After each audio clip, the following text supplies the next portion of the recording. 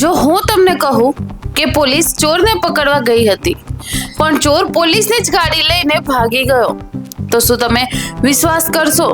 પરંતુ આ ઘટના ખરેખર બની છે અને આખો મામલો જાણીને તમે પણ શોક થઈ જશો. તો નમસ્કાર મિત્રો, આપ જોઈ રહ્યા છો રાહી ન્યૂઝ.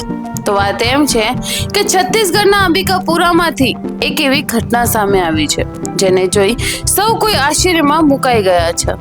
સામાન્ય રીતે પોલીસ ચોરને પકડે છે, પરંતુ અહીં તો ચોર પોલીસને ચકમો આપી અને ભાગી જાય છે. માહિતી મુજબ પોલીસની એક ટીમ ગાંજાના કેસમાં દરાડો પાડવા પહોંચી હતી. કાર્યવાહી દરમિયાન પોલીસ પોતાની બોલેરો ગાડી સ્થળ પર રાખીને તપાસમાં વ્યસ્ત હતી. ત્યારે જ એક શાતિર વ્યક્તિ તકનો લાભ લઈને સીધો પોલીસની ગાડી લઈને જ ફરાર થઈ ગયો. ઘટનાની સૌથી રસપ્રદ વાત તો એ હતી કે ગાડીમાં ટ્રેની ડીએસપી નો મોબાઈલ ફોન રહી ગયો હતો. શરૂઆતમાં પોલીસ પણ થોડી વાર માટે મૂંઝવણમાં પડી ગઈ કે હવે આરોપી કેવી રીતે શોધવો, પરંતુ ત્યારબાદ પોલીસ મોબાઈલનું લોકેશન ટ્રેક કરવાનું શરૂ કરી દે છે.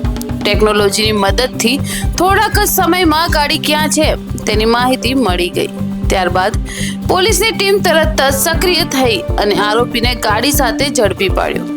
સદભાગ્યે ગાડી પણ મળી ગઈ અને આરોપી પણ ઝડપાઈ ગયો. પરંતુ આ ઘટનાએ અનેક સવાલો ઊભા કર્યા છે અને હાલ પોલીસ આગળની કાર્યવાહી કરી રહી છે અને સમગ્ર મામલાની તપાસ પણ ચાલુ છે. તો તમારું શું કહેવું છે? ચોરની ચાલાકી વધારે હતી કે પોલીસની બેદરકારી?